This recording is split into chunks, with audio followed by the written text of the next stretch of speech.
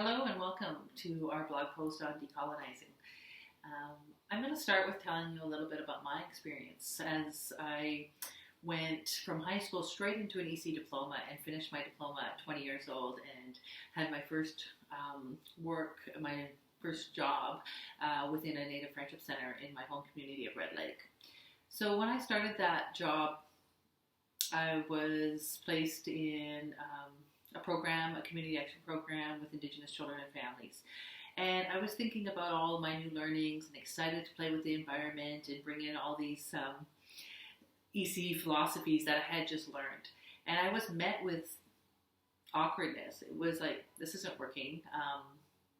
And then things were happening within the program that were kind of making me feel like I had to come up with a new way of being in my teacher role with the Indigenous children and families, and so that they were responding differently. So I did a lot of different community-based, bringing the families in, more home-like setting environments, and having extended families in the program.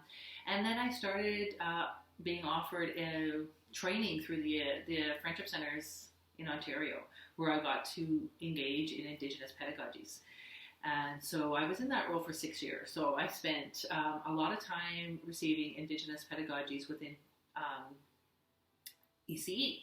And so the role of me as an educator started to evolve into using a lot of those pedagogies and being more, I guess, family-centered in my work.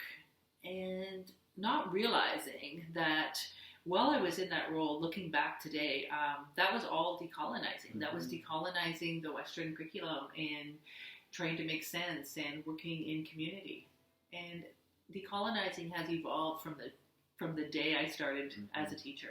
Not always naming my practice as decolonizing ECE, but it's definitely now, looking back, that is exactly what I've been doing, and I have been bridging both Western and Indigenous and doing that two-eyed seeing approach throughout my career. And I think that's a really important bit, that two-eyed seeing of making sure that everyone in the community is being included and involved in this. So it's a co-learning journey that we're all going on. Nobody knows exactly how to decolonize and indigenize these school systems. It really requires a lot of mutually beneficial relationships that are all based on the equity of the Indigenous people that are historically and systemically at disadvantages because of colonialism.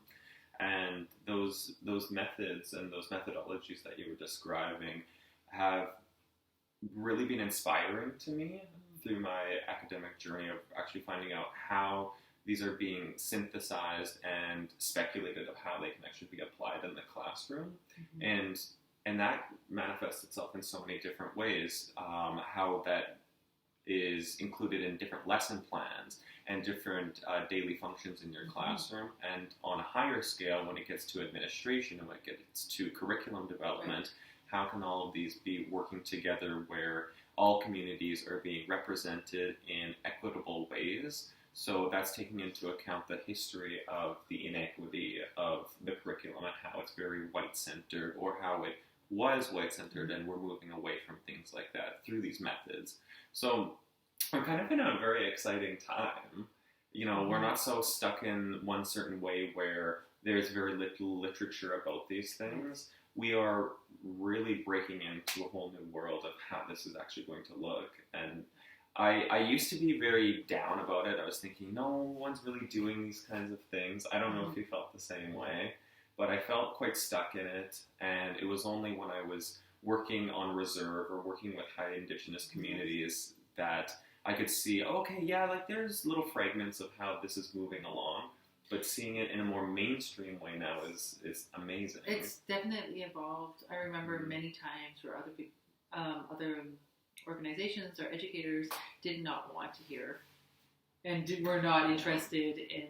They had their idea of what they needed to do to support Indigenous children and families, and it was really one-sided. So yeah, I've completely, 25 years working in the field, I've been able to see all of these things. But one thing through my academic career helped me name a lot of how to break those inequities and get to the bottom of decolonizing our programs is connected to place consciousness and place-based teaching.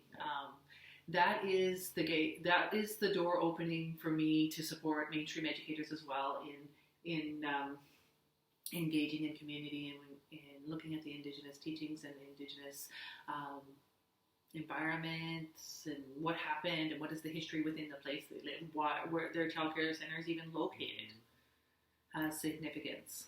And there's so much to unpack with those, right? Which is an exciting thing. It can be daunting for a lot of people as well, but I find that once you start really peeling apart these different layers of what a culture could be, and then framing it in a way that is respecting it and understanding it in a praxial way, and by that I mean you're not speaking to one simple idea in Indigenous culture, because as we know in Indigenous culture, everything is interrelated.